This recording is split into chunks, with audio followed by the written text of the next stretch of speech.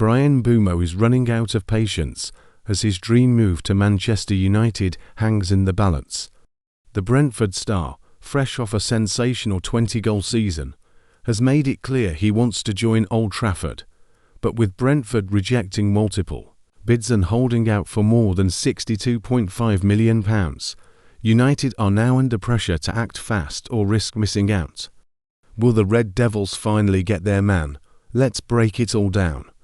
Bryan Mbeumo is growing increasingly frustrated with Manchester United's failure to reach an agreement with Brentford. The forward has made it known that he wants to join United this summer, having already turned down the opportunity to reunite with former Bees boss Thomas Frank at Tottenham. Brentford want more than the £62.5 million United paid Wolves for Matheus Cunha, and have already rejected two offers. United are now considering a third bid for Mbeumo, who scored 20 goals in 38 Premier League games last season. As first reported by The Standard, both Mbeumo and Brentford have grown frustrated with the lack of progress. Brentford are confident in their stance, especially given the fees being asked and paid for similar players, most notably Noni Madueke and Anthony Elanga. Arsenal are interested in Madueke, with Chelsea valuing the England international at over £50 million, while Newcastle have agreed a £55 million deal to sign Elanga from Nottingham Forest.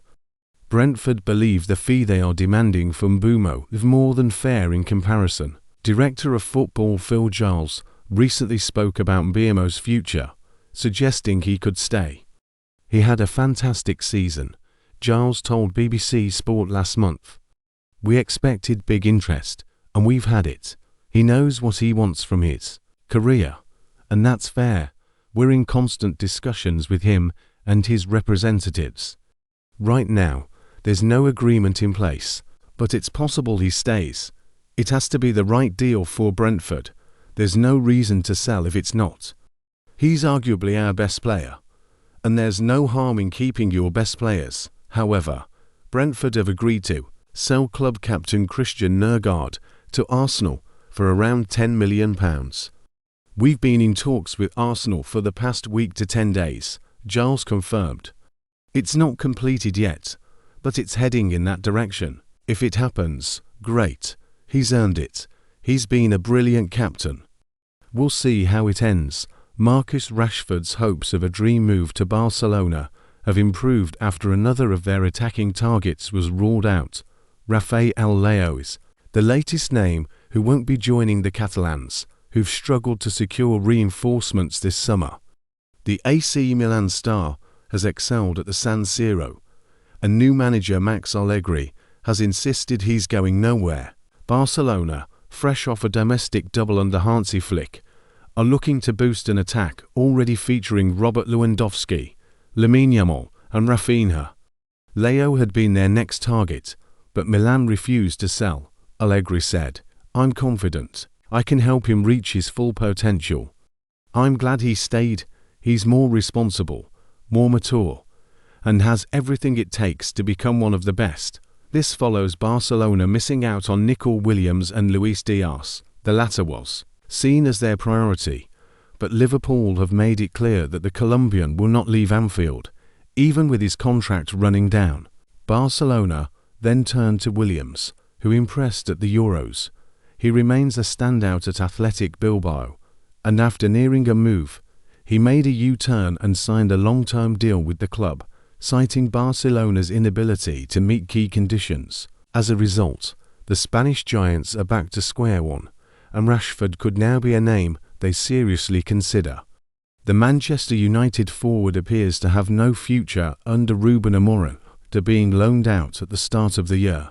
His loan to Aston Villa was a success, but was not made permanent, and Rashford is now uncertain about his next move.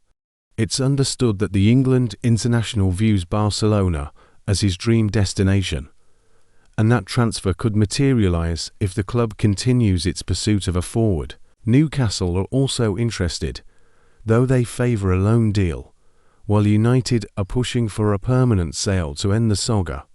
The 27-year-old has shown he can be prolific, but inconsistency has plagued him. Manchester United's new era under Ruben Amorim has officially begun, and it's Matheus Cunha who's making the first big impression. The £62.5 million signing from Wolves was the first through the gates at Carrington as pre-season began.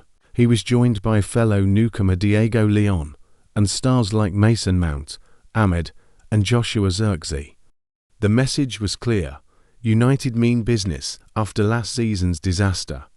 But not everything was rosy. Marcus Rashford, Jadon Sancho, Antony, Alejandro Garnacho and Tyrell Malaysia were told to stay away as they push for exits. Bruno Fernandes and Diogo Dalot remained on compassionate leave following Diogo Jota's funeral. As Amorim sets the tone for a crucial pre-season, the question remains: can this young, determined squad bounce back from the club's worst ever Premier League finish? Matheus Cunha arrived early before 8 a.m. in a chauffeur-driven car. Eager to impress, the 26-year-old Brazilian was joined by Diego Leon, Mason Mount, Mazraoui, Issa Cancenarin, Joshua Zirkzee, Toby Collier, Mathijs de Ligt, and Kobbie Mainoo. 15 players in total were present.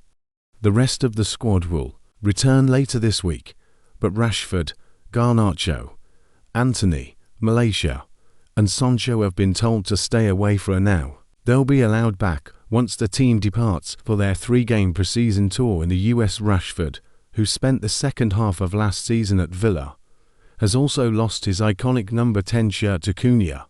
He remains intent on moving abroad, with Barcelona his top choice.